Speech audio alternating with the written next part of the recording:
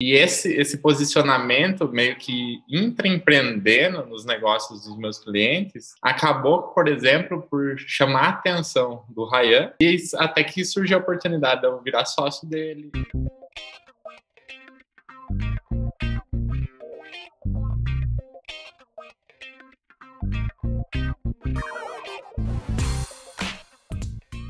Fala galera, aqui é o Salles e esse aqui é o Teste AZ, um podcast sobre marketing digital. Aqui é o Bruno Gabarra e a gente troca ideias sobre lançamentos, estratégias, tráfego, copy, mindset e tudo que envolve esse mundão digital. E eu sou o Rodolfo Franzin, fica ligado que a gente vai ter um papo mais aprofundado aqui, beleza? Para quem já domina o básico. Galera, antes de começar esse episódio, quero dar aqueles avisos rápidos, beleza? Primeiro, a gente está no YouTube, Spotify, Apple Podcast, Google Podcast e alguns outros. Então, se você estiver assistindo e ouvindo a gente aí no YouTube, não esquece de deixar seu like e o seu comentário, beleza? Isso é muito, muito, muito importante para a gente. Segundo, que a gente tem um Instagram do Teste AZ, que é o @TesteAZPodcast. Então, se você quer ser lembrado de quando sair um novo episódio, é só seguir a gente lá. Por último, que a gente tem aqui um grande patrocinador do Teste AZ, que é a Ampliar Digital, a empresa aqui do Guilherme Salles, que é especializada em fazer campanhas de tráfego pago para infoprodutores que querem escalar.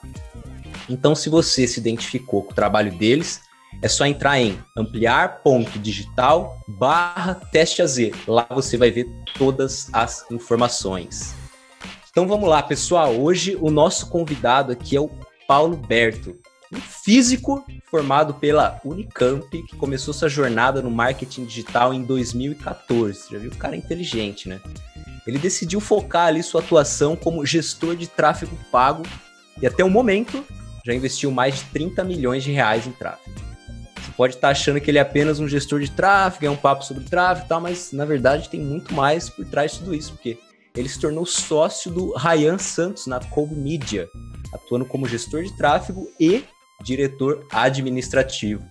Paulo, top demais ter você aqui no Teste AZ. Acho que o nosso papo hoje vai ser pesado. E para começar, eu queria saber, cara, quais foram os passos ali para você, de repente, sair de gestor de tráfego e conseguir se tornar sócio, né? Qual foi a virada de chave, as sacadas que você teve ali para ter essa ascensão, né?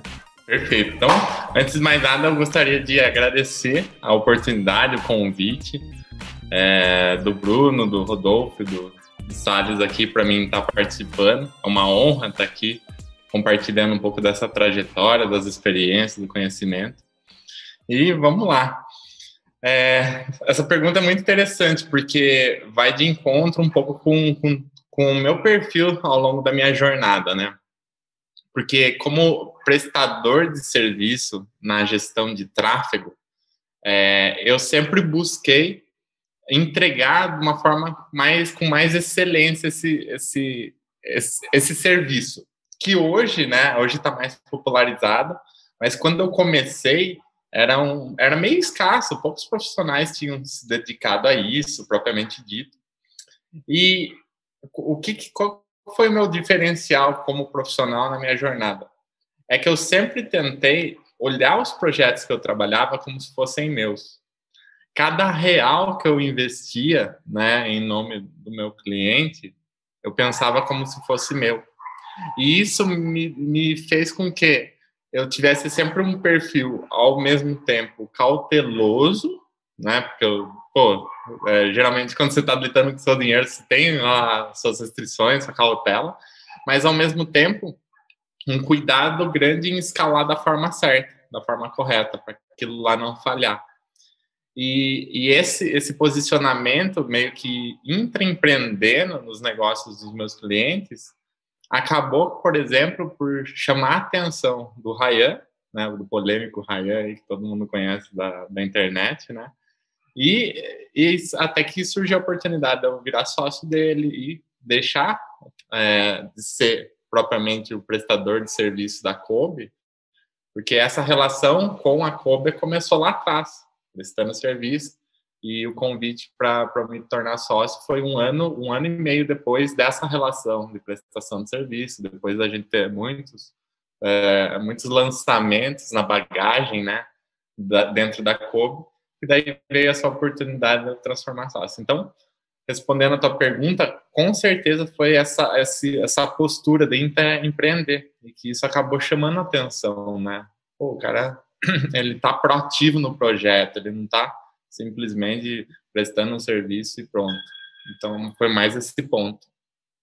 Eu acho isso muito louco, porque faz todo sentido, né? A gente ter empresa aqui do lado de cá também, é tão comum, né? A gente vê, de repente, a galera que entra, mas não veste a camisa, não compra a briga, né? Não faz, de fato, se esforce, dá o sangue e, realmente compra a ideia da empresa para fazer acontecer, né? Trata com um senso de dono, né? Então, quando você fala que essa foi a sua jornada, né, os seus passos para, de repente, sair de um prestador de serviço para se tornar sócio, para mim faz todo sentido, porque, infelizmente, é uma coisa tão básica, né? Mas é raro, né? E não deveria ser, né? Pois é. Mas, assim, ao mesmo tempo que eu vejo, assim, o mercado está ficando repleto de profissionais muito competentes, com posturas proativas, e isso é muito bom, né? O mercado aos poucos, ele está ficando bem sofisticado, e até o pessoal fala assim, tá ficando mais concorrido. Não tá ficando mais concorrido, tá ficando mais sofisticado. E um mercado mais sofisticado é mais oportunidade de você se destacar, né? Cada vez mais e se desenvolver. E se diferenciar. Porque se, por exemplo, lá atrás, quando eu comecei, tinha pouquíssimos gestores de tráfego, pouquíssimos. Então, tipo assim, eu podia escolher na época cliente. Nossa, vários clientes, projetos eu não peguei, né? Porque eu estava numa situação mais confortável, eu podia escolher ali. Hoje em dia, por exemplo, o mercado mais sofisticado, se eu estivesse começando, eu acho que eu não ia mais ter essa postura de escolher os projetos que eu ia trabalhar. Tanto é que, até uma coisa engraçada, na minha trajetória, tem um estilo de tráfego Black Hat, né? Mas o que é esse Black Hat? Né? Talvez a audiência de vocês já conheça esse termo, mas cabe aqui uma breve explicação só para contextualizar. O Black Hat nada mais é do que uma estratégia de rodar tráfego para um produto, para uma oferta, né, que não está coerente com as políticas da plataforma de tráfego. Não significa que aquilo é fora da lei. Não, está fora das regras daquela plataforma. Então, o Facebook tem lá as políticas dele, o Google tem lá as políticas dele, e às vezes tem algumas ofertas que eles optaram por algumas ofertas, ou na verdade alguma forma de comunicação que eles optaram por barrar na plataforma deles.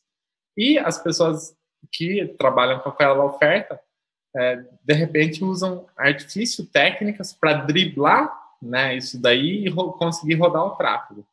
Não tenho nada contra, mas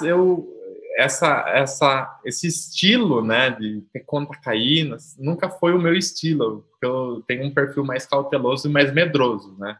Isso eu deixo bem claro para todo mundo.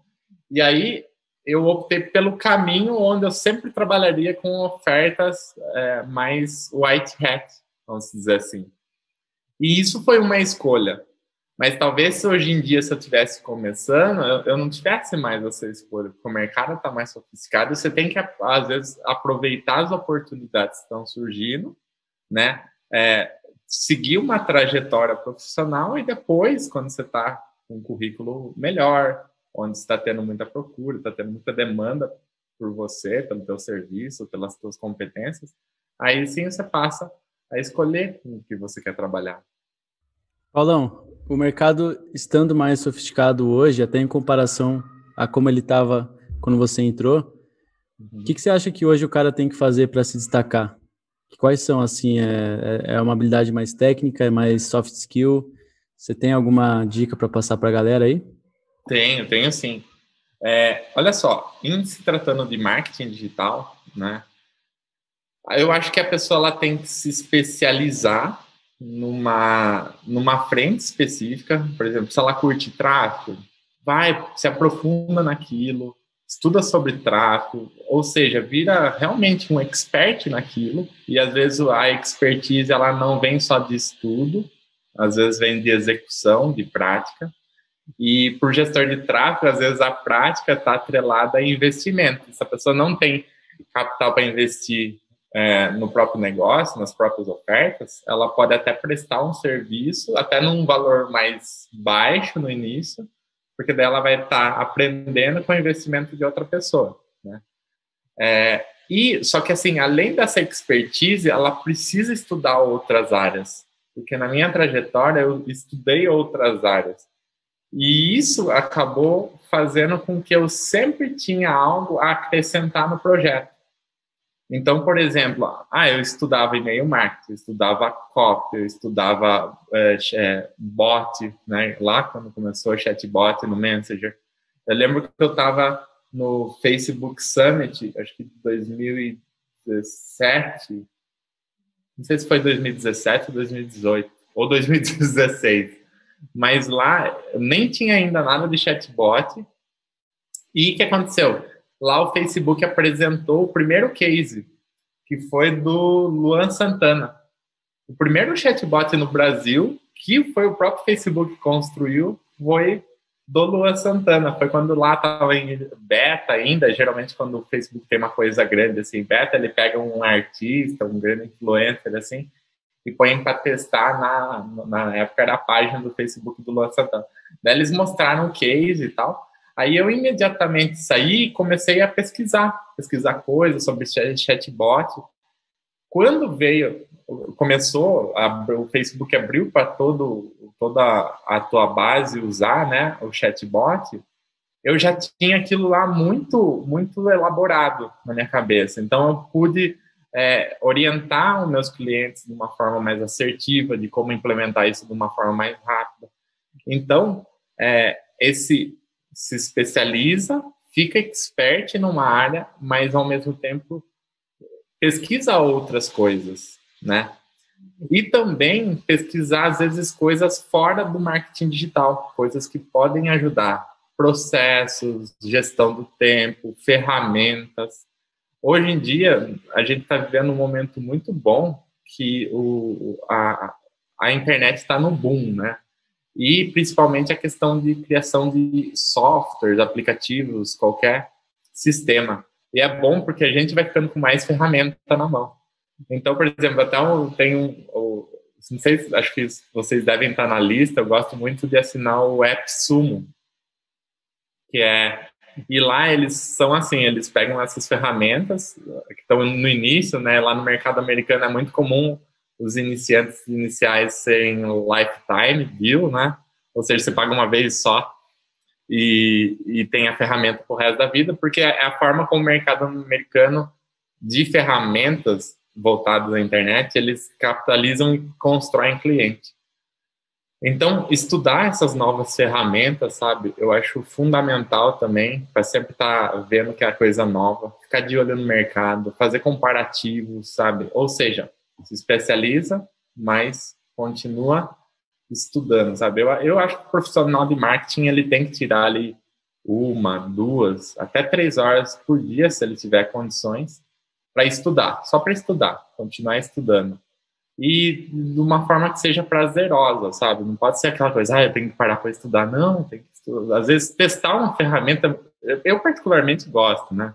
Às vezes, você instala uma ferramenta, testa, vê as possibilidades, pensa como aquilo pode encaixar no funil de marketing. Então, eu diria que é dessa forma que você consegue se destacar nos dias de hoje. Ô, Paulão, cara, e me conta uma coisa aqui que é uma pergunta curiosa que eu tenho aqui.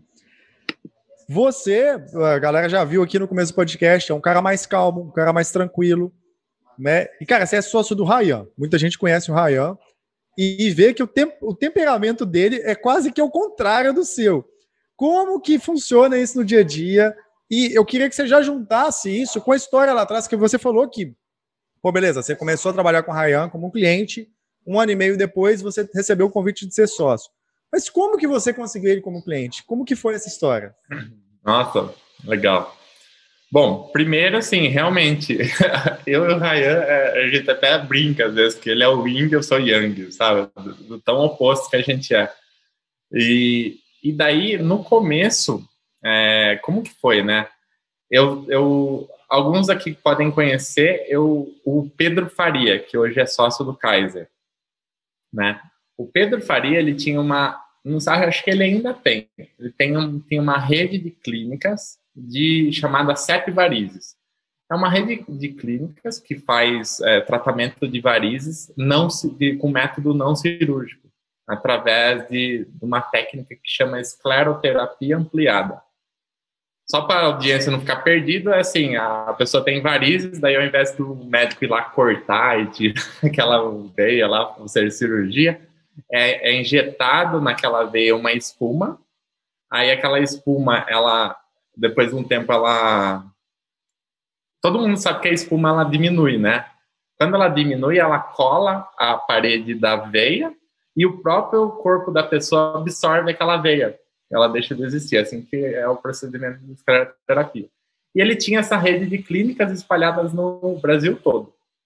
Aí, eu comprava, eu fazia um tráfego para a CEP Varizes, eu comprava leads. Eles tinham uma metodologia de venda ativa, ou seja, call center, e eles precisavam de lead. Então, eu conheci o Pedro em 2017, que eu palestrei num evento, o Pedro estava lá, ele me abordou, comecei a fazer o tráfego daí para a rede. E acho que foi em 2018, janeiro de 2019, o Rayan foi passar as férias com o Pedro em Cancún. E aí o Rayan, conversando com o Pedro de tráfico e tal, ele falou assim, nossa, tem o Paulo para me indicar, para te indicar, né? O Rayan estava procurando alguém para fazer o tráfico dele.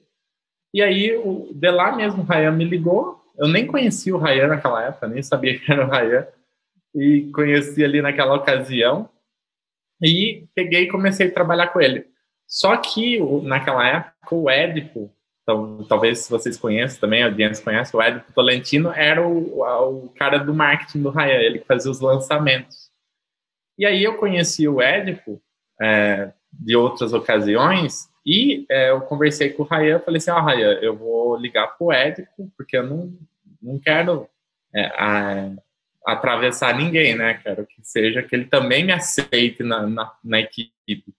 Aí eu liguei pro Édipo, o Édipo falou, não, vai ser legal, vai acrescentar o projeto e tal, e eu comecei a trabalhar em parceria. Daí o Édipo fazia toda a parte de marketing, copy, etc., suporte, e eu fazia só a parte de tráfego. Aí depois de um tempo o Édipo saiu do projeto, ele seguiu carreira solo, foi focado mais nos produtos dele, e eu continuei na Kobe, daí como gestor de tráfego. E aí, assim, é muito legal, porque realmente o Rayan é quente e eu sou frio, né? Ele é agitado e eu sou calmo. E, de certa forma, a gente acabou se complementando. Então, várias coisas que o Rayan estava quase saindo por exemplo, essas confusões que ele arruma, né? Os cancelamentos, as tretas. Várias vezes, e eu geralmente eu dou contra, né, a essas coisas. Eu vou lá, falo, Rayan, será que tem que ser assim mesmo? Dá para dar uma amenizada e tal. Então, de certa forma, a gente vai se equilibrando. E, ao mesmo tempo, ele me ajuda, porque a pessoa que é quente, ela acaba sendo mais ousada. Ela acaba sendo, queira ou não queira, a pessoa mais quente, ela acaba sendo mais criativa.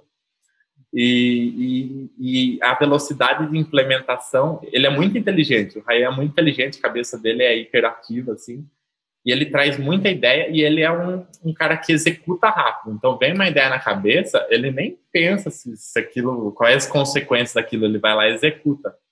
E, de certa forma, isso é bom.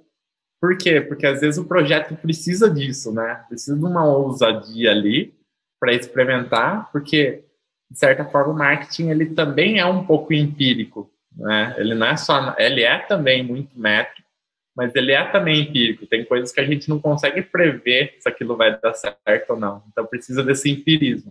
E o cara que é mais ousado e testa rápido, ele colhe rápido o resultado e às vezes consegue sair na frente do mercado por causa disso daí. Então a gente nessa polaridade que a gente tem, a gente viu que a gente se complementava. Eu dou um tempero pro extremo dele, né? Puxando ele um pouco, e ao mesmo tempo ele me complementa porque com a minha frieza, talvez a minha velocidade de caminhar seria mais lenta.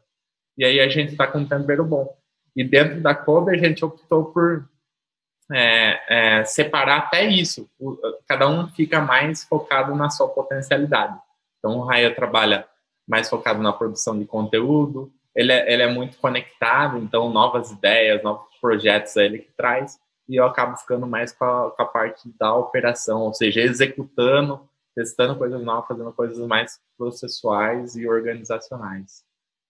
Cara, e fora o que você faz aí de gestão de tráfego, o que é a sua função administrativa hoje?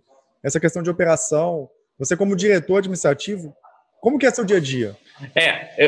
Eu usei ali a palavra diretor administrativo porque ainda não está bem formado isso, porque assim, quando o Ryan, ele me convidou para ser sócio, ele falou assim, cara, eu preciso de um CEO, porque eu não quero ser CEO, porque ele tem o estilo dele de ser nômade, tá sempre viajando, ele gosta de focar no conteúdo, ele realmente responde 2.000 inbox por dia, várias vezes eu tentei tirar isso dele, mas ele gosta porque ele está em contato com a audiência, ele está entendendo o que a audiência está pensando, e aí, só que assim, ao mesmo tempo, um CEO, se a gente parar para analisar, o que um CEO faz? Tem o conselho de sócios, né? O conselho societário.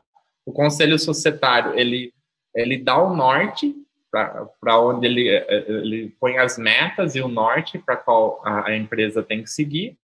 E o CEO é o cara que vai fazer aquilo acontecer. Mas tudo que acontece na empresa é decisão do CEO. Ele fala, ó, vai fazer isso, vamos abrir tal área, vamos separar tal verbo para investir em P&D. É ele que faz tudo.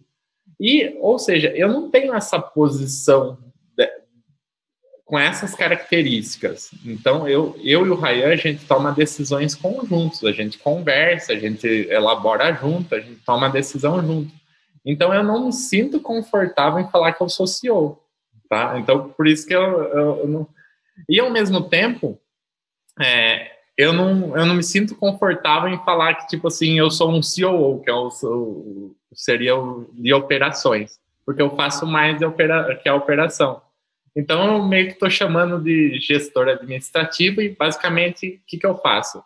Eu tenho pessoas abaixo de mim, que são os líderes das verticais, porque hoje a Kobe é um grupo, né, que tem várias empresas, tem a infoprodutora, tem a editora de livros, tem a empresa de mídia, tem a empresa de participações, tem a fraternidade, né, que são os grupos de negócio. A gente tem várias empresas. Então, cada uma dessas empresas, a gente tem um gestor, né, que é o cara que centraliza. Eu estou acima deles, eu tento ajudar esses caras a organizar e criar os processos, recrutar, definir metas com eles, acompanhar os KPIs, ou seja, e muitas das tomadas de decisões operacionais ficam na minha responsabilidade. Então, tem coisas da operação, eu que tomo a responsabilidade, não preciso levar para o Ryan para a gente discutir junto, a gente acaba discutindo junto mais a parte estratégica, qual o norte que a empresa vai seguir, quais são as metas que a gente vai querer definir, mas decisões operacionais eu que acabo tomando. Então, é mais ou menos isso que a gente está hoje. Hoje a gente está num momento de administração, porque assim, toda empresa que começa, ela tem uma gestão, num primeiro momento, uma gestão intuitiva, onde os donos, né, eles vão ali intuitivamente, eles vão no achismo, né, eu acho que tem que ser esse caminho. Nesse momento, a empresa geralmente não tem muitos processos, é mais na intuição mesmo, as coisas vão acontecendo. Só que a empresa vai crescendo e vai vendo que processos, ela fica com uma estrutura mais parruda, tem mais colaboradores, então precisa organizar mais, precisa criar processos, precisa ter controles, ter KPIs para olhar, acompanhar mais de perto.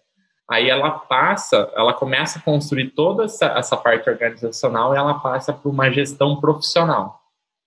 Aí ela saiu da gestão intuitiva, que era mais o que os donos achavam, e passa por uma gestão mais processual, que é guiada pelos indicadores. E aí ela passa por uma gestão profissional. E depois de um tempo que ela está nessa gestão profissional, ela pensa em expansão. Daí nesse processo de expansão, às vezes há uma aquisição, uma fusão. E aí, nesse processo de expansão, ela passa por uma gestão mais, que é chamada de gestão de excelência. Nós, hoje, da Kobe, a gente está nessa transição da coisa que era intuitiva para profissional. Então, eu entrei com essa responsabilidade na Kobe. E quero, né, até o final aqui de 2021, entregar isso. A gente está 100% nessa gestão profissional, já caminhando para a gestão de excelência. Paulão, você faz... como que ficou a parte do tráfego lá das empresas? Você continua fazendo? Boa. E é o seguinte... Se for você ainda, se você fizer alguma coisa, mesmo que você não faça tudo, como que é se organizar para fazer tudo isso, que são coisas completamente diferentes? Uma coisa é uma tarefa mais técnica e a outra é uma tarefa mais de gestão, né? Que você tem que... Enfim, eu acho que é como se fosse... A cabeça ela tem que se dividir nesses dois cenários muito diferentes. Como que é isso? Verdade. Você sabe que eu tinha, na verdade, eu tinha 5 clientes, né, quando veio o convite, só que um desses clientes era a Like da Regiane Toig. A gente tinha uma parceria lá entre agências, e a Like tinha muitos produtos, né, muitos infoprodutos. Então, o que aconteceu? Eu comecei a analisar o que eu ia fazer, né? Pô, veio o convite, tem essa nova jornada, eu não vou poder mais ficar 100% na operação de tráfego. Passei por um momento de bastante conflito, né? E aí, o que aconteceu? Eu optei por ficar com poucos clientes de gestão de tráfego, porque eu tinha também uma colaboradora, né? Então, pô, eu não queria deslocar ela, não queria deixar ela, então eu continuei com a empresa de tráfego e optei por ficar só com os clientes que eu tinha recorrência. Porque, por exemplo, eu tenho um cliente que a gente é comissionado e é recorrência, é uma empresa de hospedagem. Então, por exemplo, a gente tinha uma recorrência já de mais de 2.000 clientes e que entra novos clientes a cada mês. Então, é um business muito bom para a parte de gestão de tráfego, quando tem essa recorrência. Então, eu optei por esses projetos que tinham essa característica de recorrência e me desligar daqueles que era mais venda única. Daí, nessa transição, eu chamei essa colaboradora, né, e fiz uma proposta para ela, onde eu entraria mais para ela na gestão de tráfego desses projetos. Eu ficaria mais distante, mais como um consultor, ela tocaria mais, dei 50% da porcentagem, né, que a gente tinha para ela, e do Ryan eu continuo ainda fazendo, porque daí eu gosto. Aí é gosto, é prazer, não sei até quando eu vou conseguir continuar, mas por enquanto eu estou conseguindo dar conta. E eu faço porque tráfego, ele é uma coisa que o cara tem que estar com a mão na massa. Ele tem que estar. Assim, eu sei que o Bruno trabalha com tráfego, o Salles trabalha com tráfego, o Rodolfo, eu não sei. Eu tô na COP. Tá na COP, show de bola. Mas COP também. Você tem que estar na ativa. Ainda mais se você é professor ainda, se você ensina tráfego, eu acho que você tem que estar mais nativo ainda para ensinar tráfego, porque é uma coisa que muda muito rápido, é uma coisa muito dinâmica. Então, e eu gosto, sabe? Eu gosto de abrir, fazer estratégia de tráfego, atrelado, lógico, agora na posição que eu estou, consigo ver o marketing também de um ponto mais ampliado, e daí é legal porque a gente bola uma estratégia lá na frente e começa a trazer. Quando eu chego para fazer o tráfego, já tem todo aquele desdobramento estratégico, né? E eu tô ali, não sei, como eu falei, não sei até quando eu vou conseguir isso, mas tô contente porque eu tô conseguindo fazer os dois e sem perder aquela essência, sabe? Mas eu sei que uma hora ou outra eu vou ter que deixar, vou ter que delegar isso daí 100%. Mas, por enquanto estiver dando conta, e também a gente está num momento de escala muito grande.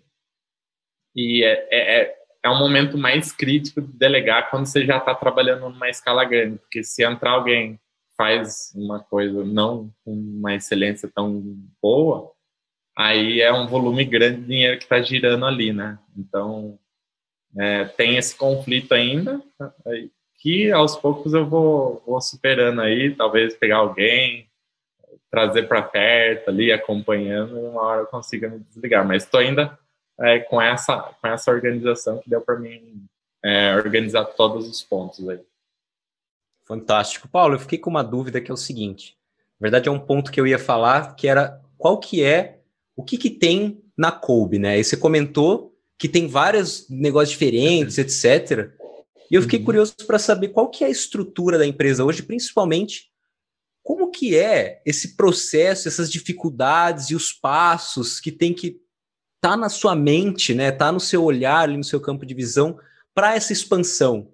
Quando você faz uma aquisição, tipo, a preocupação de aquilo perder ou não o foco da empresa, quando você faz, de repente, abre uma outra vertente de você, poxa, será que eu vou dar conta? Será que está dentro do DNA do que a gente quer? Como que é esse momento, né, de ter um negócio? Quais são os desafios e o que compõe hoje a Kolbe realmente? Perfeito. Bom, essa característica do Ryan dele, por exemplo, responder os 2.000 inbox por dia, fez com que ele sempre ouvisse muita audiência dele. Então, ele sempre ouviu e sabia o que a audiência estava precisando. E, cara, a primeira pessoa que eu ouvi na minha jornada de marketing falar disso foi o Conrado Adolfo, o lendário Conrado Adolfo. Hoje eu estou mais distante, não estou acompanhando perto mais o trabalho do Conrado, mas lá no meu início acompanhei muito. Aquelas lives do Conrado que duravam 4, 5 horas. 6 dias, né? Eu conheço também. E o Conrado sempre falava que a maneira correta de começar um negócio não é pelo produto, né? É pela audiência. Daí, não é a maneira correta, é a maneira de você maximizar a chance daquele negócio dar certo. Por quê? Porque você começa por uma audiência, escuta o que ela está precisando, cria uma solução para aquilo que ela está precisando e põe aquela oferta no mercado. A chance disso dar errado é muito menor, porque é uma dor que você está solucionando, uma dor já reconhecida. E aí, como o Ryan respondia tudo, ele estava sempre criando novos produtos, né? Baseado no que a audiência dava como resposta. E acabou que foi, de certa forma, criando frentes, né, que estavam, num primeiro momento, em cima de uma única empresa, né, que era a Kolbe. Primeiro a questão, ele criou os livros, depois ele criou a infoprodutora, daí depois ele criou a fraternidade, né, que é os grupos... a gente não pode falar o nome, porque a gente foi processado. Então, grupos de negócios, né? Todo o mercado usa essa palavra, mas a gente não aqueles pode lá mais de usar. mente, né? Mente alguma coisa. Isso, exatamente. Só que em inglês, né? Sei. Exatamente. Que eles têm patente desse nome, Muito etc. chato isso, velho, dessa patente, velho. Não faz sentido. Pois é. Merda. Até porque foi, só fazendo uma aspas aqui, abrindo parênteses, é um termo que se popularizou, né? Eu acho que o termo que se populariza... É propaganda grátis, velho. É propaganda grátis. Os caras estão achando ruim. Aí, o que acontece? A gente tem esses grupos, e aí depois começou, evoluímos para empresas de mídia e tal, e a gente viu que estava organizado como empresas, estruturas diferentes. A gente falou assim, nossa, vamos realmente criar essas verticais como empresas organizacionais. E como o Ryan foi criando, ouvindo a audiência, todas essas frentes, ela tem sinergia entre si. Então, respondendo aí o que você perguntou, a palavra que a gente busca é sinergia. Então, por exemplo, a gente tem a editora de livros. Ryan, ele escreveu 9 livros. Cara, o cliente do livro, ele é um cliente que amanhã ele compra um infoproduto. O cliente que compra um infoproduto, amanhã é um cliente que entra na fraternidade. Então, você vê uma esteira de produtos ali e soluções que vão pegando a pessoa no momento que ela está. Então, às vezes a pessoa está no momento da vida dela que ela quer livro. Aí depois ela fala assim, nossa, quero continuar ler o livro, continuar acompanhando. Ela fala assim, nossa, agora eu posso beber um pouco mais dessa fonte e comprar um infoproduto baseado na jornada que ela quer. Então, por exemplo, se ela quer ser um nômade digital, aprender sobre renda passiva, temos uma solução para isso. Se ela quer trabalhar com o Instagram, temos uma solução para isso. Se ela quer trabalhar com o YouTube, temos uma solução para isso, sabe? E aí tem os cursos. Então, o cliente lá do livro acaba, de uma certa forma, virando um cliente de algum produto. Depois essa pessoa aplica, por exemplo, o que a gente ensina nos produtos, começa ali a jornada dela de empreender, e daqui a pouco ela fala assim, nossa, agora eu preciso entrar num grupo de negócio para fazer network, para ter mais conhecimento de quem está ali no skin the game, quem está ali no campo de batalha, e ela passa a participar. Então, a palavra da gente construir a Kolbe do jeito que está é sinergia. A gente sempre, nesse processo de ampliação, a gente busca sempre isso, sinergia. Então, se a gente vai ter participação em alguma outra empresa, por exemplo, a gente vai fazer uma aquisição, a gente pensa, essa aquisição faz sinergia com todo o resto? Se a resposta for sim, a gente analisa, vai ver se vai realmente concretizar aquilo. Se não, a gente começa a colocar em stand-by isso, porque a gente realmente quer começar que as engrenagens ali, uma ajude a outra, né? E hoje tá 100% da Kolbe. Ele tá meio que no Ryan, assim, ele é a cara da Kolbe que desbrava e cria novos infoprodutos, etc. Se sim, vocês pensam em desmembrar isso? E se não, como foi desmembrar isso? Perdeu força? Vocês plugaram o Ryan? Como que é essa estratégia? Eu acho que acaba sendo uma jornada bem comum de toda empresa de infoproduto. Que ela começa na figura de uma pessoa, né? Por quê? Porque pessoas se conectam melhor com pessoas e não com marcas. Então, para um negócio inicial, lógico que a gente está falando de negócios que começam do zero, não negócio do tipo Apple, todo mundo se conecta com a Apple, né? Não dá para comparar uma marca que já tem um brand, mas, por exemplo, num negócio inicial, as pessoas se conectam de uma forma melhor se tem uma pessoa ali por trás. Aí, depois que esse negócio começa a escalar, ele começa a ganhar corpo, há um processo de construção de marca. E daí, nesse processo de construção de marca, há um processo de transição, né, onde vai tendo uma transferência de autoridade daquela pessoa que iniciou para uma marca, né? A gente está fazendo um processo híbrido. A gente não quer fazer essa transferência do Ryan para a marca Kolbe, porque o Ryan é o Ryan, né? O Ryan é aquele cara com as características que todo mundo conhece, aquele grande personagem que ele construiu lá. E a gente não quer transferir isso para a marca Kolbe. Então, o que a gente fez? A gente usa algumas empresas são baseadas no Ryan, porque tem os livros dele, então é a editora de livros. São os livros do Ryan. Mas agora a gente está chegando numa gestão profissional que daqui a pouco a gente vai poder abrir a editora para novos autores, tá? Então a gente usa a estrutura que a gente tem para organizar gestão profissional e depois uma expansão onde envolve outras pessoas. A infoprodutora, né? Hoje só temos infoprodutos do Ryan, mas a gente agora está numa fase de profissionalizar toda essa operação de tal forma que a gente possa estar tendo na nossa carteira de infoprodutos outros experts, né? Ou seja, outros cursos que não envolvam diretamente o Ryan. E assim a gente está tentando fazer com tudo que dá.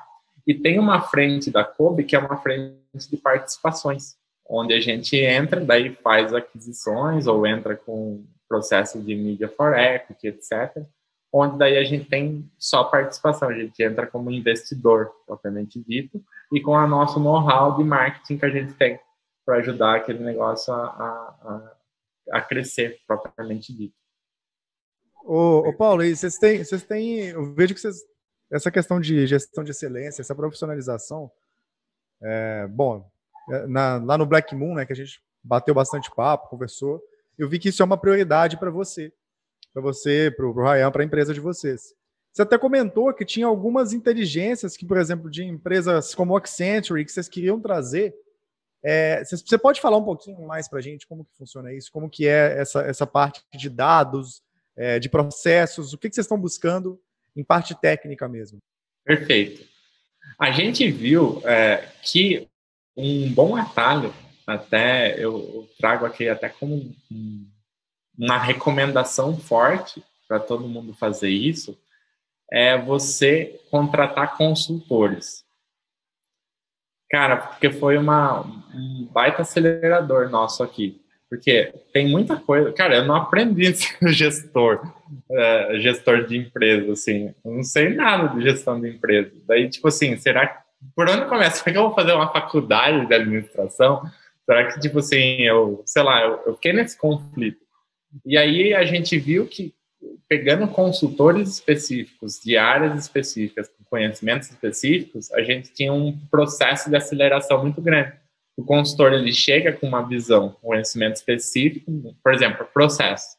A gente, dentro da fraternidade, tem um monte de gente, não é só a galera do marketing digital, tem empresários, tem consultores de negócios offline, né, não digitais, então tem um network bem legal lá, que daí a gente pôde, usando esse network, o network que o Ryan tem também, de conhecer pessoas que são muito boas nas áreas de atuação delas e que, de certa forma, poderiam nos auxiliar. Então, a gente fez com que esses consultores externos nos acelerassem, né, naquilo que a gente estava precisando. E, às vezes, esses consultores, eles trabalham em grandes empresas, né? E nas horas vagas eles fazem, por exemplo, um trabalho de consultoria.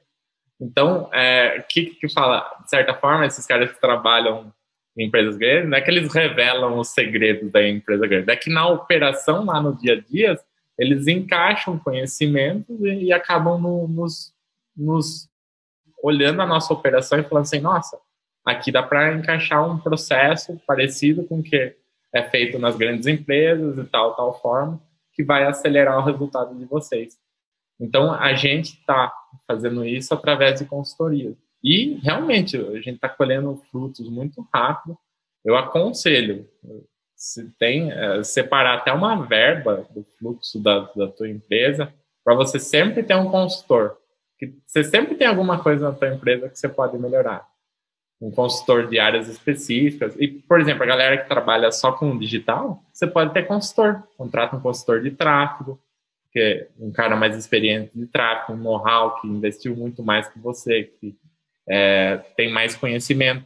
Daqui a pouco um consultor de copy para revisar, trazer novas ideias, um consultor de funil de vendas, e-mail marketing, sabe? Você pode também, se o seu negócio está ainda mais dentro só um consultor financeiro, que às vezes é bom, o cara vai olhar de fora e falar assim, nossa, aqui está pagando muito imposto, ou aqui está tendo uma vazão de gasto que você não precisaria ter, sabe? Então, esse processo está acelerando bastante, é a forma como a gente acaba usando isso daí. E você acabou falando de dados, né? É porque, tipo, um dos nossos consultores, ele é uma pessoa que veio com know-how, ele trabalhou na Accenture, então ele veio com know-how de dados, de BI, que a gente tem muitos clientes. Eu acho que, assim, nem vou colocar a editora de livros, né? Porque livro tem muitos clientes, mas mais a parte de infoproduto. Acho que a gente ultrapassou a marca de 20 mil clientes, né? De infoprodutos. E a gente tem toda essa base. E aí? Mas como... O que eu posso... E toda essa base, às vezes o cara comprou vários produtos nossos. Então, qual que foi a jornada desse cara? Qual que é a jornada mais comum de um cliente nosso? Então, ou seja, transformar aquilo que a gente tem na mão em dados para a gente melhorar o nosso marketing, melhorar a nossa entrega, acelerar até o resultado, pensando naquela esteira de produto, né? O cara compra o livro, depois compra um livro de produto, depois entra na fraternidade, depois dentro da fraternidade também tem os grupos mais avançados, vamos dizer assim. Como que a gente pode entender essa jornada dele, em termos de dado, vendo qual que é a jornada que acontece com uma frequência maior, como a gente pode usar isso, trazer isso como dado para o nosso time, fazer com que esse processo se acelere. Então, a gente está tentando, e às vezes com dados, só com a análise de dados, consegue começar a ter muitos insights ali, do tipo assim, uma análise, dá um exemplo prático, a gente fez uma análise, e, por exemplo, para esse ano de 2021, a gente ordenou os nossos lançamentos de tal forma que não foi aleatório, de tal forma que a gente ganhou tração, porque uma coisa puxou a outra. Vamos lançar esse em janeiro, aí esse em março, esse em abril, aí está intercalado com eventos da fraternidade, porque a gente viu ali um padrão que a gente viu um padrão, daí agora a gente vai para o empírico, a gente vai testar essa sequência para ver se realmente lá no final do ano a gente conseguiu acelerar essa jornada do nosso cliente. Paulão, acho esse assunto muito, muito, muito interessante. Eu queria saber qual ferramenta que vocês usam para fazer essa análise de dados e também já puxar quais ferramentas que a Kolbe usa, que você usa, quais são as ferramentas mais importantes para rodar o negócio hoje? Você falou lá atrás que ferramentas, tem muita empresa criando ferramenta e que isso é muito bom para a gente. Eu queria que você abrisse aí qual que é o arsenal aí de ferramenta que vocês usam. Legal. Bom, vamos lá. Eu vou falar, primeiro eu vou vestir o chapéu aqui do gestor de tráfego, né, falando só de tráfego especificamente. Aí depois eu falo do chapéu do gestor para falar um pouquinho das ferramentas em parte de gestão. Tráfego. Cara, nesses 5 anos que eu tenho de gestor de tráfego, sempre foi uma obsessão ter o controle 100%, saber cada venda, da onde que veio, de qual anúncio, se veio do orgânico, qual foi esse orgânico, qual foi esse post orgânico. E, cara, eu usei muitos trackers, né, que é a ferramenta que primeiro que o gestor de tráfego acha, né, um tracker. E daí tem 2 tipos de trackers. Tem os trackers baseados em link, né, aqueles links de redirecionamento, ponto a ponto. E tem os trackers que são analytics, né, por exemplo, o Google Analytics, o UPRA, o Mixpanel, tem N outros analytics. E o que aconteceu nessa minha jornada? A tecnologia se desenvolveu e o comportamento do usuário se desenvolveu mais rápido do que essas ferramentas poderiam acompanhar. E elas foram perdendo eficiência no meu ponto de vista, tá? Então, por exemplo, um tracker baseado em redirecionamento, a tecnologia que ele usa é cookie. E o comportamento do usuário hoje, né? O comportamento do usuário que está em multidispositivo e às vezes multinavegador. Por quê? Porque hoje, vocês já repararam que hoje cada app ele tem seu próprio navegador. Então, quando você está no app do Facebook, você clica num anúncio, ele não abre no navegador do teu celular, ele abre no navegadorzinho ali do próprio app do Facebook. Então, ele tem um cookie ali. Se ele entra no navegador do Instagram, abre o navegador do Instagram. Se ele está no Gmail e clica ali no e-mail que chegou, abre o navegadorzinho do Gmail. Ou seja, tem múltiplos navegadores, tem múltiplos dispositivos, porque hora a pessoa está no notebook, hora ela está no tablet, hora ela está no celular. E toda tecnologia baseada em cookie, ela acabou perdendo eficiência, né? Então, os trackers baseados em redirecionamento, eles perderam capacidade de rastrear as pessoas. Aí, eu ao longo da minha jornada, eu meio que fui vendo essa perda de eficiência e eu deixei de usar. Aí, vamos lá, vamos para ferramentas de analytics, né? Que essas acabam usando uma tecnologia um pouco mais elaborada, com, às vezes, que o pessoal chama de fingerprint, né? Que envolve uma identidade digital, né? Que envolve, tipo, desde navegador, cookie, IP de navegação, o MAC address da placa de rede. E aí foi, só que com a entrada agora, em 2018, 2019, das leis de proteção de dados, né, esse fingerprint começou também a ficar um pouco bloqueado, vamos dizer assim. Eu também percebi que era de performance. Aí eu era um testador, né, testei tudo e tal, e aí ultimamente eu via que as únicas ferramentas que realmente me davam um índice de rastreabilidade alto era o pixel do Facebook e a tag do Google. E nenhuma outra ferramenta de tracker ou de analytics me dava mais informação do que isso daí. Então eu comecei a usar o Facebook Analytics como meu tracker, porque ele é baseado no pixel do Facebook. Então, ultimamente, na minha jornada como gestor de tráfego, o meu tracker é o Facebook Analytics. Só que mesmo assim, ele tem funcionalidades informações que eu precisava e não tinha. Quais funcionalidades? O que eu gosto, eu como gestor de tráfego? Eu gosto muito de saber o primeiro clique e o último clique.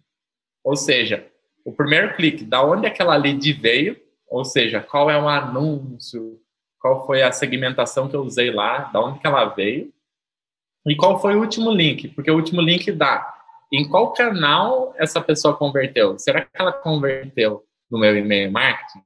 Será que ela converteu no meu anúncio de remarketing? Será que ela converteu no meu grupo de WhatsApp ou no meu grupo do Telegram? Será que ela converteu num post orgânico que o expert fez?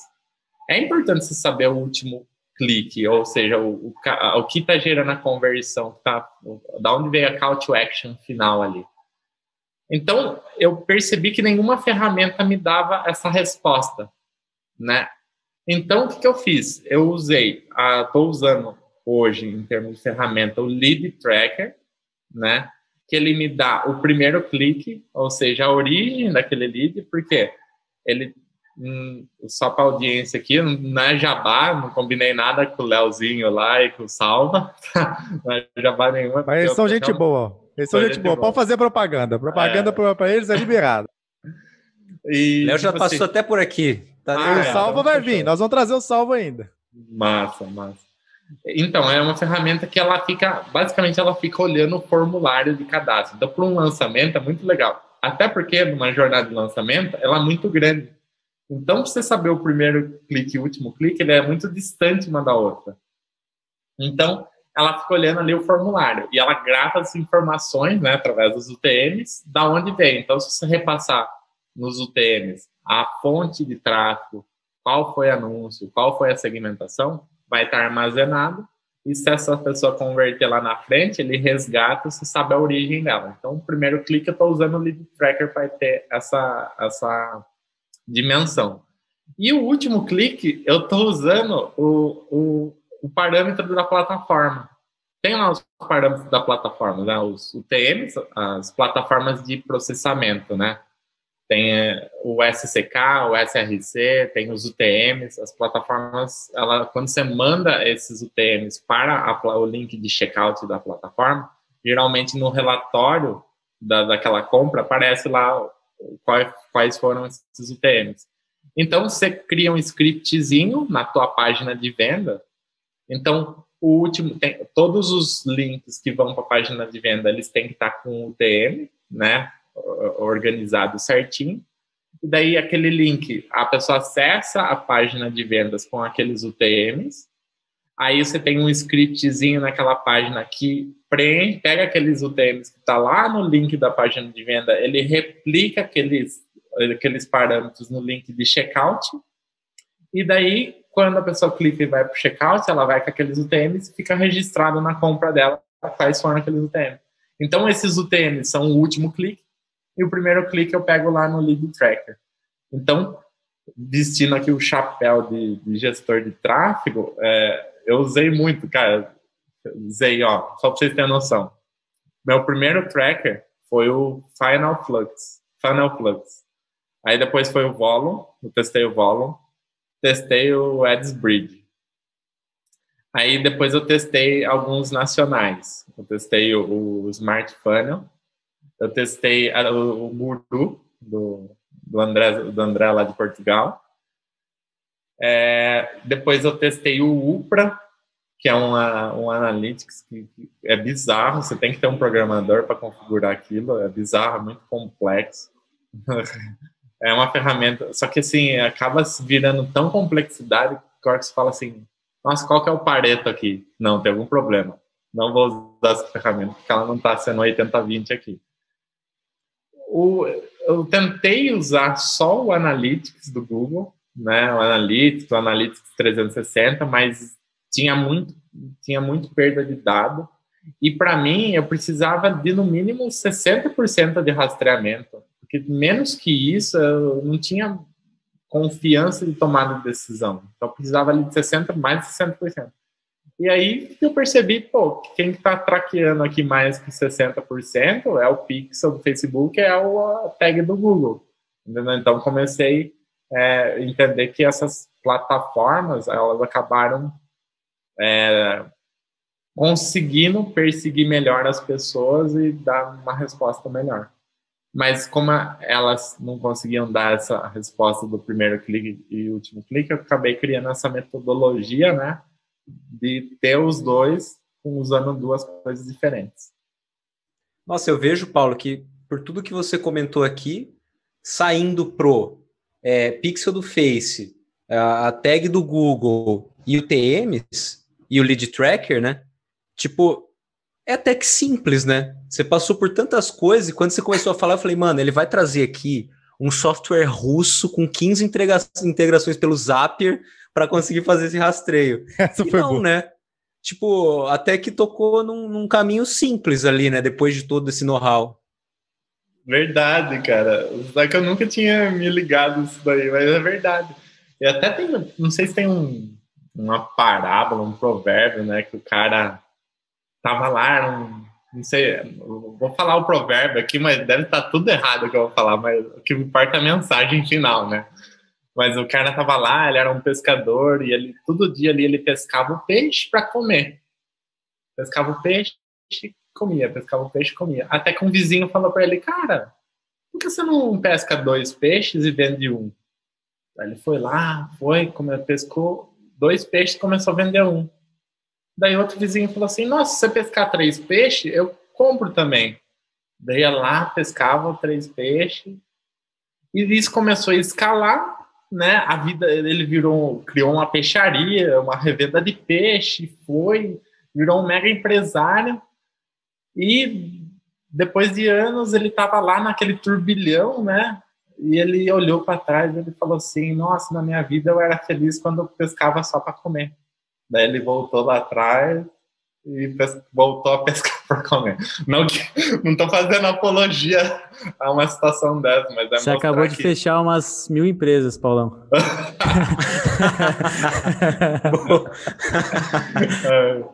Mas assim, eu queria falar que realmente às vezes a gente parte para soluções complexas e o que o simples é o que vai resolver, né? Não precisa do tracker russo com 15 integrações do Zapier. Paulo, mantendo essa linha aqui que eu achei bem legal a pergunta do Gui, ainda mais porque você testa e tudo isso, acho que vai ser um conteúdo legal. Tipo, o que você usa hoje para fazer como ferramenta, né, programa, aplicativo, para fazer a gestão do negócio? De todas as pontas, tipo financeira, planilha, gestão, Trello, equipe, performance, Google Meet, o que você usa aí? Perfeito. Até isso complementa, né, que eu vesti o boné do gestor de tráfego, depois eu esqueci de vestir o boné do... E vou até expandir essa minha pergunta, porque eu coloquei mais um teor de empresa. Eu acho que pelo jeito que você deu a resposta dos trackers, você também deve ter várias coisas que você usa para a sua vida, né, como produtividade, performance, ou seja lá o que for, algum notes, alguma coisa assim. Se puder também trazer dos dois âmbitos, acho que vai ter um conteúdo valioso aqui para gente. Não, show de bola.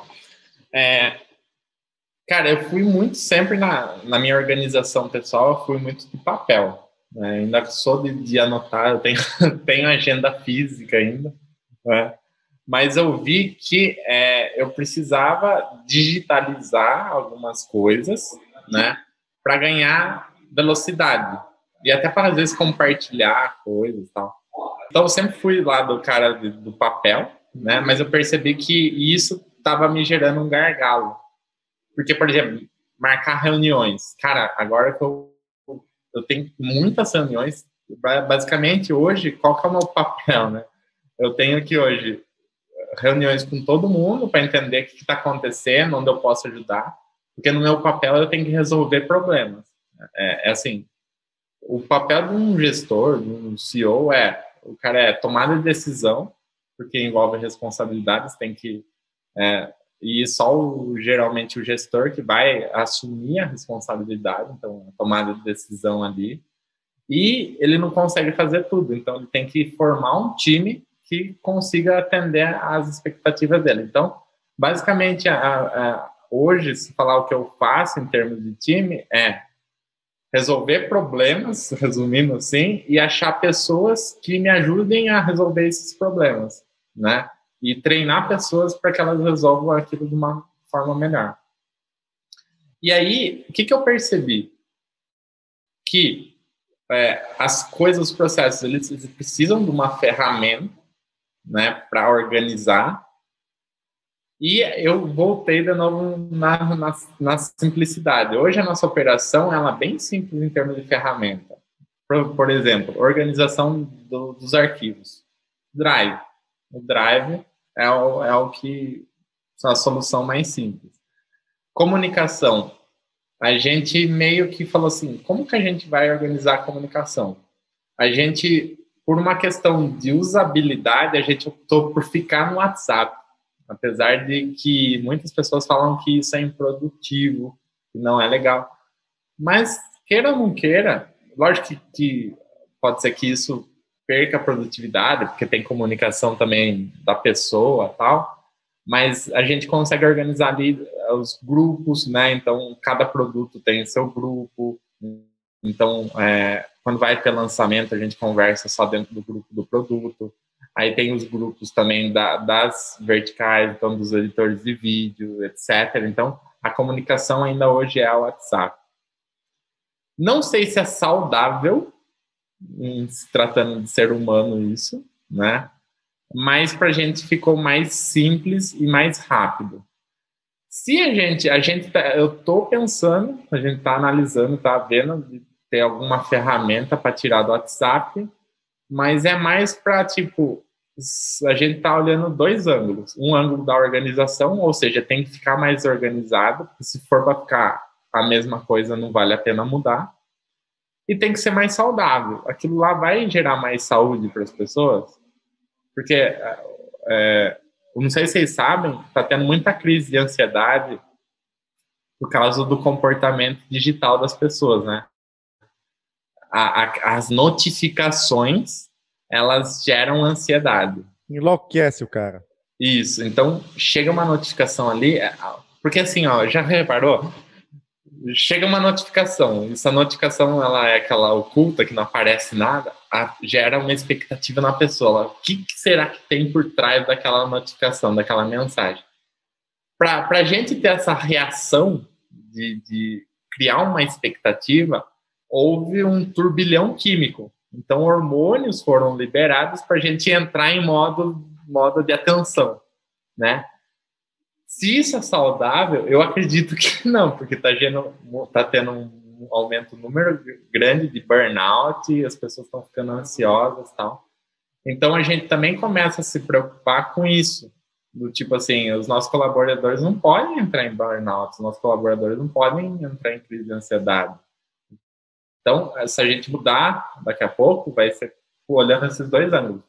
Ampliar o nível organizacional e ampliar o nível de saúde de todo mundo, né? Então, hoje, a gente está nesse método de comunicação simples. Então, toda a comunicação é feita via WhatsApp.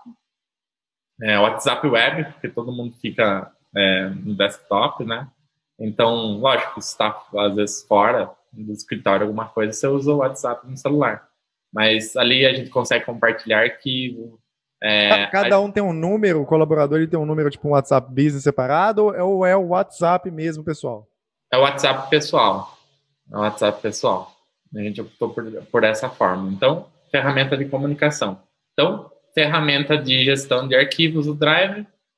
E daí documentos, né? Planilhas, documentos, é tudo a família Google, né? Google Planilhas, Google Documentos. A gente usa o G Suite, né? Da Google, para organizar melhor, para ter mais ferramentas ali. Para comunicação, a gente usa o WhatsApp. E a parte de gestão de processos depende de cada frente aqui. Por exemplo, nossos gestores da empresa de mídia. O que é a empresa de mídia? Até comentando, talvez tenha rolado essa pergunta e eu tenha esquecido de responder, que me veio na memória agora. A empresa de mídia, a gente tem canais de YouTube, canais que a gente chama de canais dark, né, que são canais que não tem uma pessoa. Por que chama canais dark? Não o nome que a gente criou, o nome que o mercado americano até dá. São canais que não tem uma pessoa, né, um expert. É um voice-over. Fatos desconhecidos, né? Fatos, assim. Inclusive, fatos desconhecidos agora eles ampliaram, eles estão com âncoras, né, com apresentadores agora. Mas antigamente era só o narrador. Sim. Do caralho, eu jurava que era tipo produto black, sabe? Tipo mercado de... Não. Os canais de putaria, né? Porra, Dark, você pensa, caralho, fudeu, o que esses caras estão fazendo? Aí não, é mó de boa, né? Tipo, fatos desconhecidos, tá ligado? Canais de conhecimentos gerais, do tipo assim, quais são os 10 hotéis mais luxuosos do mundo, sabe? Conhecimentos gerais, daí a gente tem canais nichados, sabe? A gente tem muitos canais e esses canais a gente acaba monetizando ele com AdSense. Então, a gente tem o blog. Hoje, o único blog que a gente tem é o blog Mundo Hayama. A gente está em desenvolvimento de outros blogs de conteúdo, também para monetizar com AdSense. E também tem duas coisas que a gente vai estar em segredo ainda, mas que 2 aplicativos, né, que também estão nessa vertente de construção de conteúdo, né, para monetizar com publicidade em cima do conteúdo, que logo a gente vai lançar aí para o mercado. Essa é a empresa de mídia. E só uma dúvida, essa empresa de mídia e de canais, vocês compram canais que já existem, já têm sucesso e tal, ou vocês produzem mesmo? Vocês são criadores de conteúdo 100%? Uhum. A gente compra canais, só que o conteúdo a gente cria.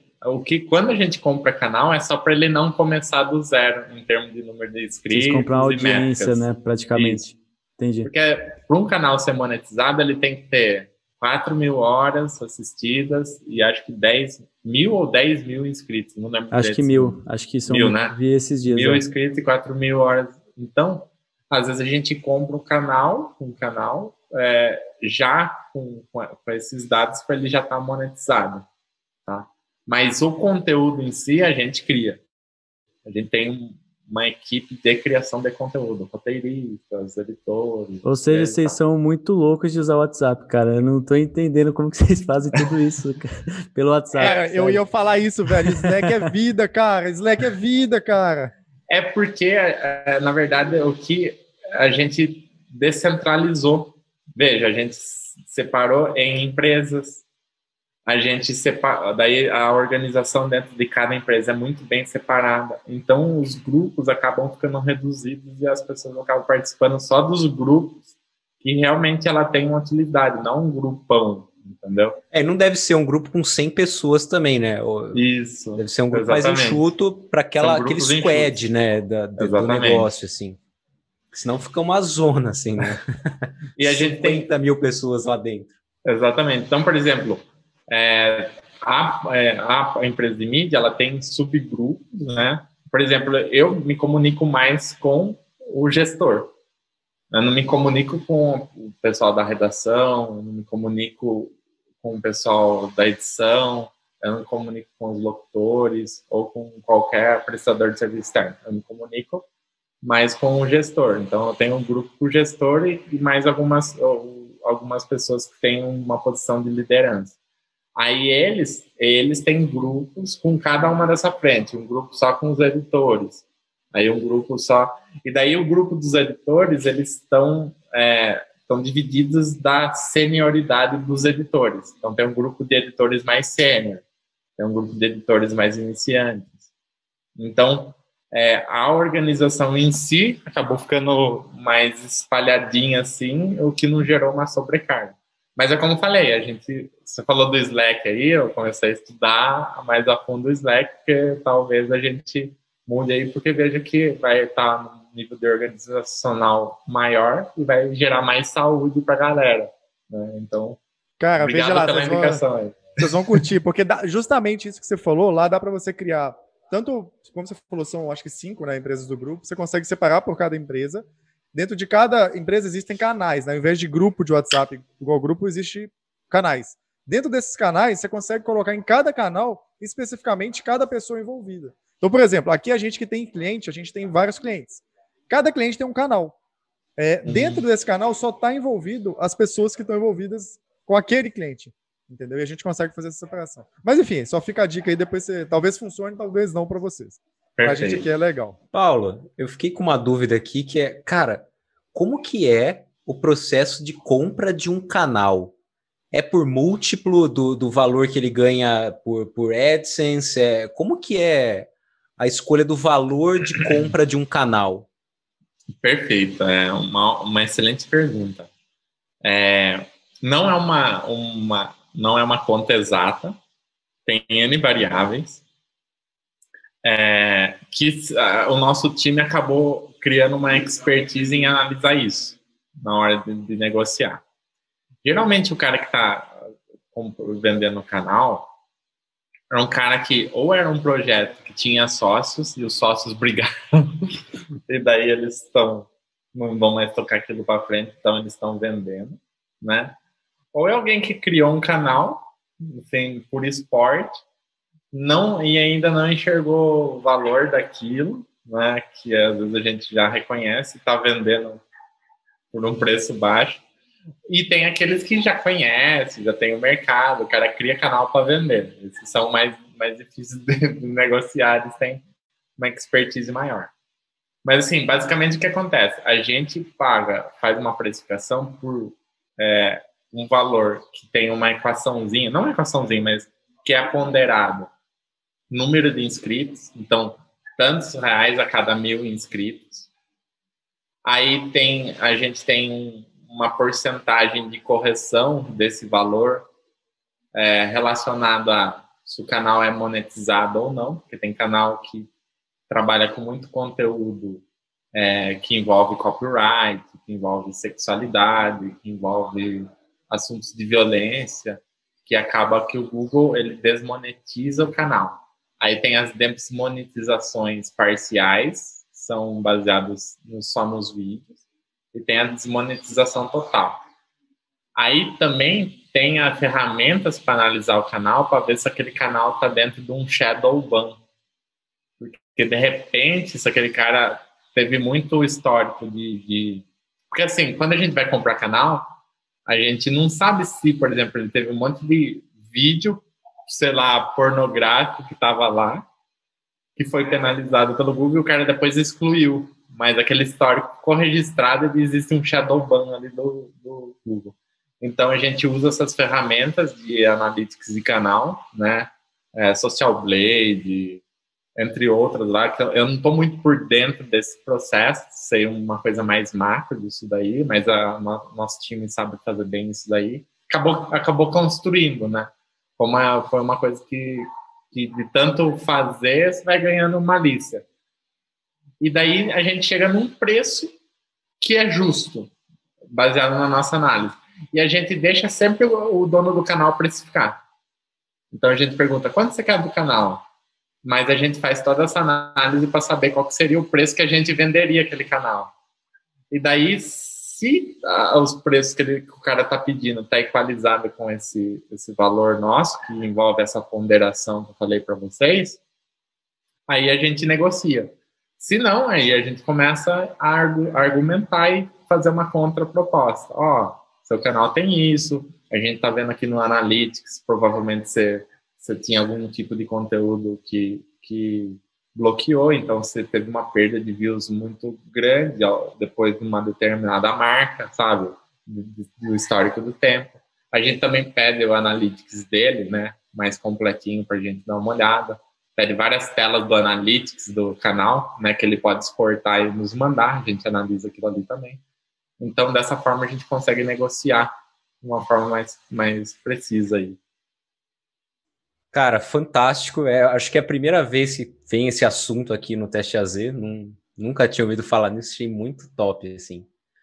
Paulo, a gente chegou num momento aqui do podcast que é para te conhecer um pouco melhor, cara. Tipo, para começar, eu queria perguntar, conta pra gente um hobby seu. O que você faz aí nas horas vagas? Que legal essa pergunta, porque até uma pessoa nova que entrou aqui na nossa equipe, né, para ser o meu braço direito, ele perguntou se faz quanto tempo que eu não tiro as férias, né? Daí eu falei assim, eu não tiro férias desde quando eu comecei, entrei no marketing digital.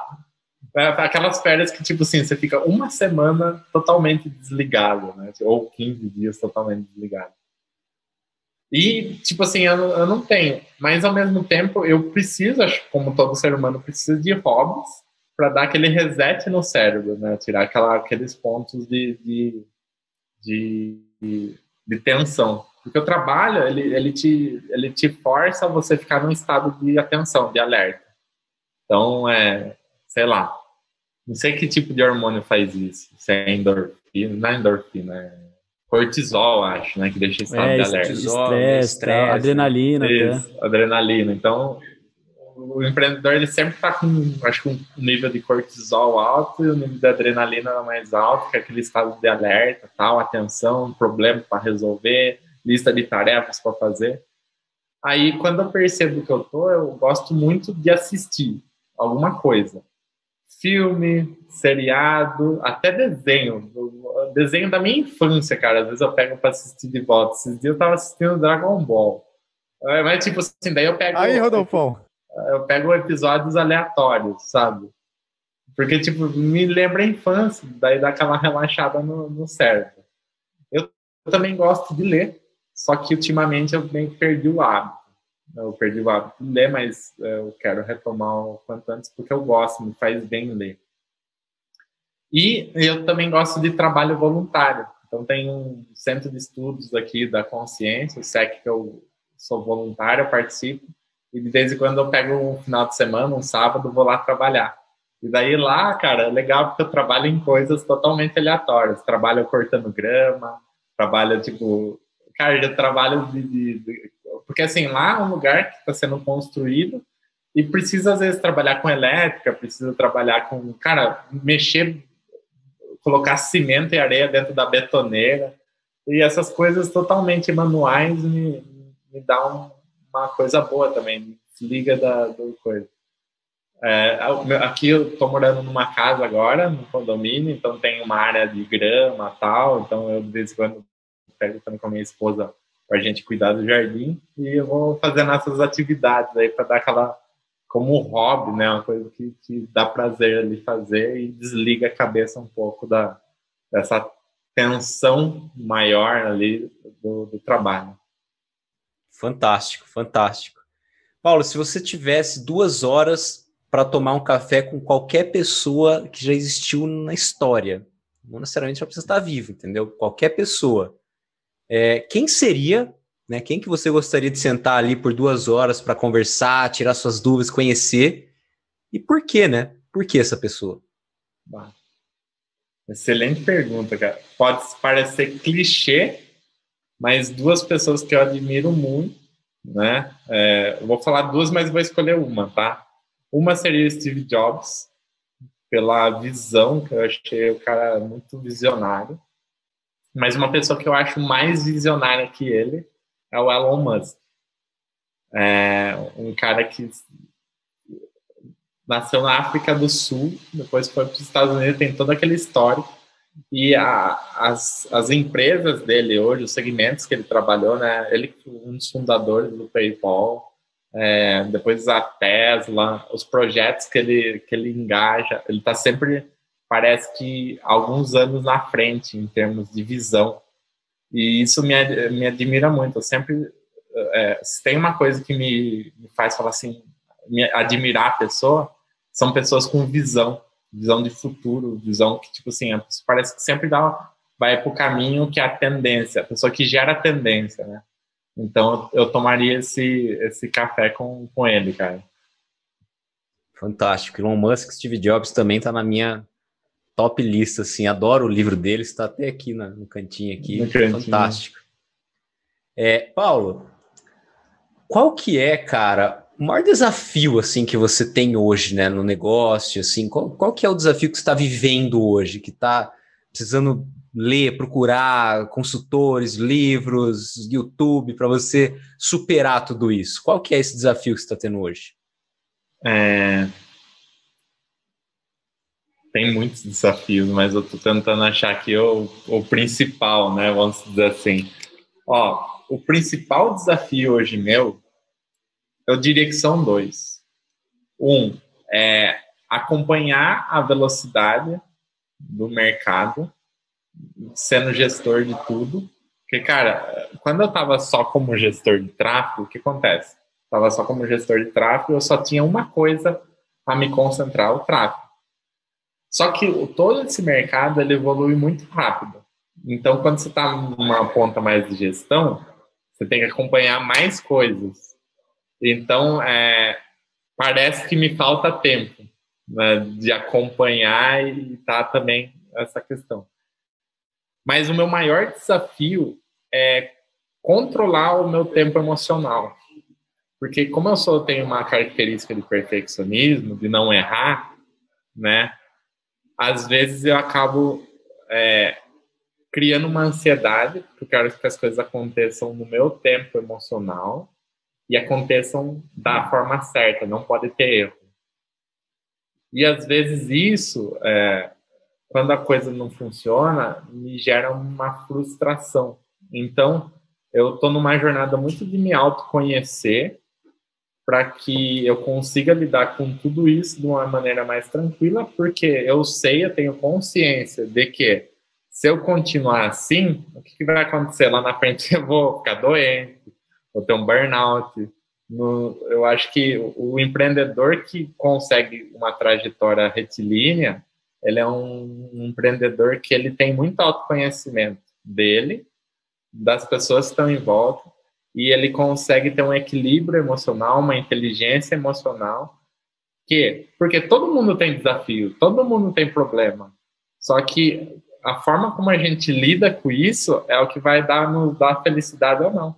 Por exemplo, sei lá, uma conta caiu, eu posso puxar os cabelos, ficar emocionalmente abalado, tal, ou eu posso falar assim, não, beleza, vou criar uma contingência, criar um plano de contingência, vou tomar tais atitudes e passar por aquilo de uma forma mais serena. Então, o meu maior desafio é me autoconhecer e evoluir suficientemente para que eu passe essa trajetória turbulenta, né, do empreendedor, de estar gerenciando de uma forma mais serena. Esse é o meu grande desafio. Show demais, show demais. Bom, vamos agora então para aquela rodada de indicação. Eu vou começar aqui. E a minha indicação, cara, eu tinha pensado outra coisa, mas quando o Paulão começou a falar sobre hobby, veio um outro input aqui para mim, que é o seguinte: essa parada de dar o reset no cérebro. Cara, isso é importante demais. Importante demais. E é comum, né, a gente como empreendedor negligenciar alguma área da vida. Então, às vezes a gente tem várias áreas ali para poder cuidar, corpo, mente, enfim, várias coisas, financeiro, e a gente acaba negligenciando alguma coisa. E uma parte que eu negligenciei por um bom tempo foi essa questão de, cara, ter alguma coisa para me desligar, sair um pouco ali dar esse reset no cérebro mesmo, igual o Paulão falou. E recentemente, cara, eu comecei e fiz a primeira aulinha de tênis, né? Eu sempre quis jogar tênis, nunca joguei, e fiz uma aula, essa semana agora. E, cara, aquilo foi uma loucura, porque Nossa, eu desliguei assim, total. Eu tava 100% presente ali e eu desliguei total. E apesar de, pô, muito tempo que eu não pratico esporte nem nada, por aquela coisa meio cansativa pro corpo, a minha mente ela voltou 100% resetada, 100% renovada. Então eu quero recomendar e te convidar a fazer isso também, você que está ouvindo a gente aí. E show de bola. Eu vou passar agora pro Paulão, então faça a sua recomendação, Paulão, e depois passa ou pro Gui ou pro Rodolfo aí fazer a deles. Beleza. A minha recomendação, uma recomendação que eu dou sempre para as pessoas é na nossa vida, a nossa vida ela não pode ser uma vida engessada. Do tipo, porque assim, ó, vou dar um exemplo, não que isso está errado, tá? É só um exemplo para ilustrar, mas a sociedade ela tenta nos engessar e nos colocar uma regra do que tem que ser. Então, por exemplo, você tem que ir na escola, tem que crescer, depois tem que ir para a faculdade, fazer uma faculdade, depois você tem que atuar naquela área, você não pode mudar, você tem que casar, você tem que ter filhos, depois você tem que ter netos, você tem que viajar uma vez por ano, tem que ir para a praia uma vez por ano, até as férias, né? Você tem que ir para a praia uma vez por ano, precisa ir para salgar a bunda, não sei se pode falar bunda aqui, depois coloca a censura aí. Mas assim, e não é. Aí eu acho que a gente às vezes vai se descobrindo ao longo da vida. E a trajetória não precisa ser retilínea.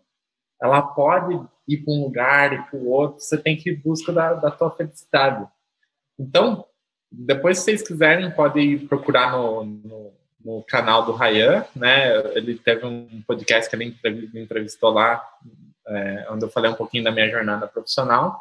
Mas, se vocês olharem a minha jornada profissional, eu comecei fazendo panfletagem na rua. Aí, depois, eu fiz Senai de mecânica de usinagem, ou seja, eu fui estudar mecânica. Aí, depois, eu trabalhei na indústria como montador de colheitadeira de cana e colheitadeira de café. Aí depois eu fui para a usinagem, eu fazia uma peça que trabalhava com CNC e usinava peças para Embraer. Aí depois eu fui fazer faculdade de física.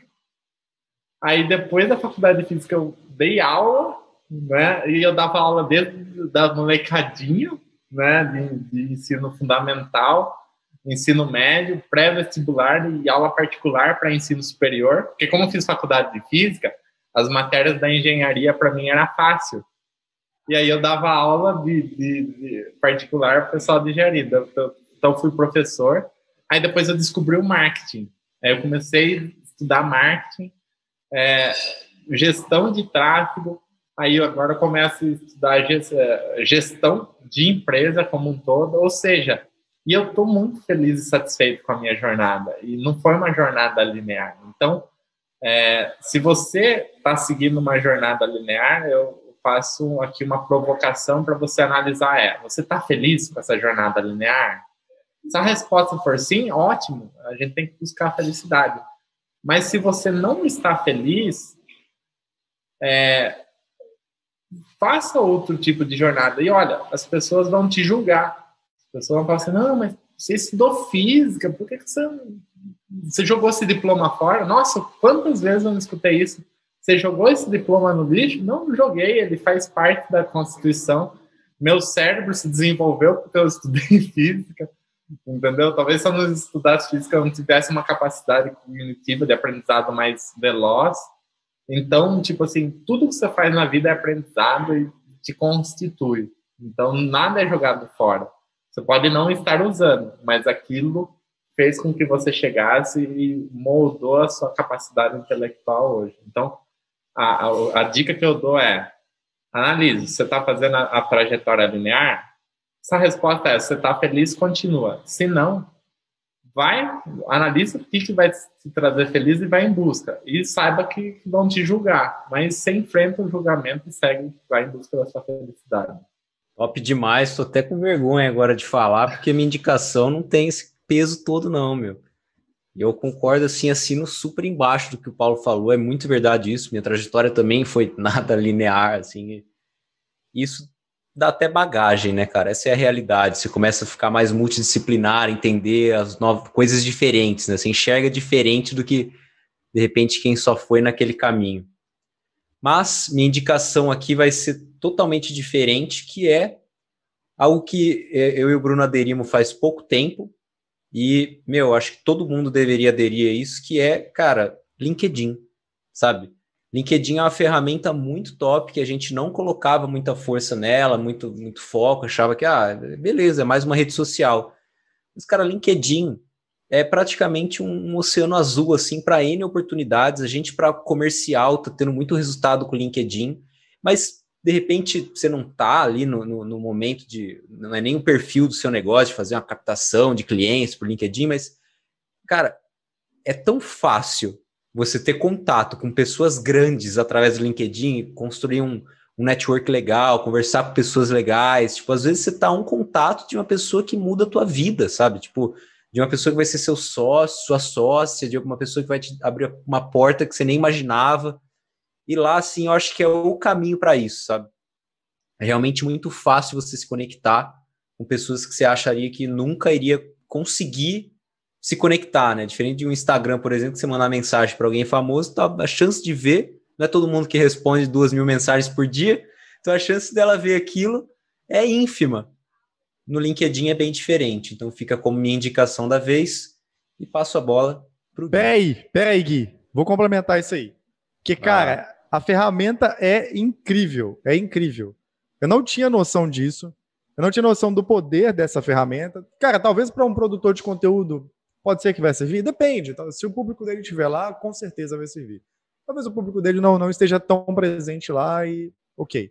Mas, cara, para quem quer fazer networking, quer conectar com pessoas, o tanto de empresário fudido, gigante que eu consegui conectar lá e virar conexão de primeiro grau desses caras, assim, é impressionante. Flávio Augusto entrou no meu perfil hoje porque eu tentei conectar com ele. Ele me recusou. Mas, tipo, cara, entendeu? Às vezes ele vai te aceitar. E é um cara que você não acessaria no Instagram. Porque ele não vai te responder lá. Não, o cara entrou no seu perfil, né? Basta. Tipo, você viu isso, né? Tipo, ou seja, tem a oportunidade. Você vê lá quem entrou no seu perfil. Né? Tem a oportunidade de se conectar com pessoas grandes. Talvez não necessariamente o Flávio Augusto, mas às vezes tem um cara que ele é super, tipo assim, super low profile, não tá tão disponível nas redes sociais, não vai te responder no Instagram, mas lá no LinkedIn você consegue conectar com esse cara. E às vezes é o que o Rodolfo falou, pode ser um futuro sócio, pode ser um cliente, você faz tráfego aí, copy, pode ser um cliente, cara. Pode ser alguém que precisa pra caralho do seu serviço e pode ser um cara como o Ryan foi pro Paulo, entendeu? E às vezes é lá que você vai conhecer esse cara. Então, de fato, é uma rede social muito foda, é uma ferramenta, eu considero mais do que uma rede social depois que eu comecei a usar. E vale a pena essa recomendação aí. Vai lá, Gui. Boa. Interessante, eu nunca usei o LinkedIn com esse intuito. Na verdade, faz, sei lá, 1 ano que eu não abro o LinkedIn direito, nem sei como é que as coisas estão lá, então, animal. A minha indicação, ela vai mais pro outro lado também. Eu acho que vai ser uma indicação parecida com o que o Paulão falou aí, de assistir desenho, assistir algumas coisas aí para dar uma liberada na mente. E eu vou indicar uma série aí que eu assisti recentemente, que eu achei bem interessante, que chama 100 Humans, ou 100 Humanos. Tem no Netflix, e basicamente eles pegam 100 pessoas, colocam essas 100 pessoas lá no mesmo espaço, num prédio, né, no mesmo ambiente, e fazem vários testes com essas 100 pessoas. Então eles pegam, sei lá, das 100 pessoas, eles colocam 50 pessoas numa sala e fazem a coisa X, e colocam as outras 50 pessoas numa outra sala e fazem uma coisa Y. E aí eles veem se eles tentam comprovar ou reprovar algumas hipóteses, né? Então é uma parada bem assim, um estudo científico, só que mais leve, assim, uma coisa bem descontraída de assistir, mas ao mesmo tempo bem interessante para entender o comportamento humano. Então tem lá uma comparação de, putz, será que os homens, quem que é mais vaidoso, o homem ou a mulher? Aí chegaram na conclusão de que o homem é muito mais vaidoso que a mulher, né? Eles têm vários testes disso. Quem que é mais... Enfim, tem um monte de... E tem umas coisas bem engraçadas também. Então, se quiser passar um tempo aí, né, mais de boa, para dar uma descontraída, dar essa destensionada aí na mente, recomendo bastante essa série. E é isso aí, galera. Eu fiz a última indicação dessa vez aí, e isso significa que a gente está chegando ao fim de mais um episódio aqui do Teste AZ, estamos fechando o carrinho, E, cara, um episódio incrível, Paulão. Você é uma caixinha de surpresas, né? Você trouxe um monte de conhecimento, assim, totalmente, acho que fora do que a gente estava imaginando, e foi muito, muito foda, assim, ver o quanto você é um cara que faz diversas coisas, né? Então, foi muito legal te conhecer. Brigadão. E eu queria pedir agora para você, ouvinte, compartilhar aí nos seus stories, né? Tirando uma foto, tirando um print de onde que você está assistindo esse episódio, seja no YouTube, no Spotify, no Apple Podcast, e compartilha lá qual que foi o insight que você mais curtiu, né, desse episódio inteiro. Marca a gente lá no @TesteAZPodcast e marca também o Paulão. Então, Paulão, eu vou pedir aí para você passar quais são os seus contatos, se alguém quiser entrar em contato com você, como que as pessoas te acham, e também pedir para depois você deixar uma mensagem final aí para a galera, para encerrar com chave de ouro. Perfeito. Bom, meu contato, eu sou low profile total, né? Até esses dias o Ryan me falou assim, cara, você já tá com a rasta pra cima. Falei, o que é? Ah, porque quando você atinge 10 mil seguidores, você ganha a rasta pra cima. E ele me marcou tantas vezes que eu atingi 10 mil seguidores, né? Mas o meu perfil é Paulo Berto, não, @Paulo Berto, só que no lugar do O, você coloca um 0. Então é um pouquinho difícil, né? Paulo Berto, tem 2 Os, né? No Paulo e no Berto.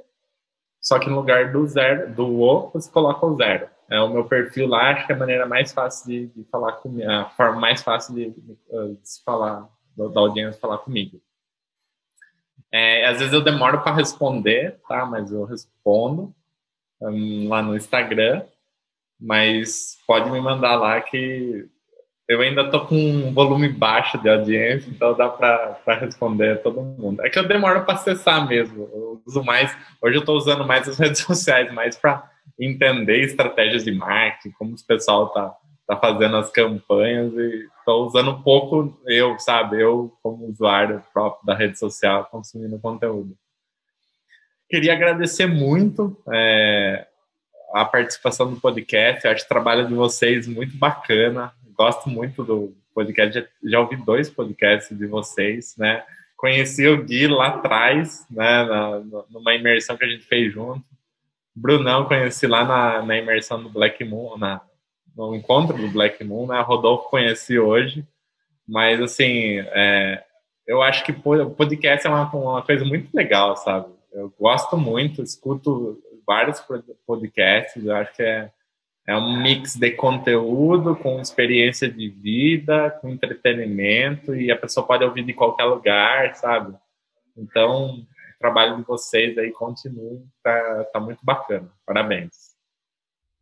E uma mensagem final, nossa, difícil criar uma mensagem final, assim, mas eu acho que as pessoas, elas não podem desistir do que elas querem. Eu percebi ao longo da minha trajetória e testemunhando pessoas, e até os meus fracassos mesmo, que toda vez que eu fracassei foi porque eu desisti. Não porque eu não tinha habilidade, não porque estava me faltando algo, mas era só porque eu desisti. Porque depois que você passa, você fala assim, nossa, se eu fizesse mais um pouquinho eu tinha conseguido, né? Então, toda vez que eu fiz uma análise da minha vida e vi que eu fracassei, na verdade eu fracassei porque eu desisti. Então, não desistam, continuem. Sensacional, sem palavras, Paulão. Cara, muito obrigado. Muito obrigado você aí do outro lado que ouviu a gente até aqui também. E é isso aí, galera. Valeu, um abraço e até a próxima.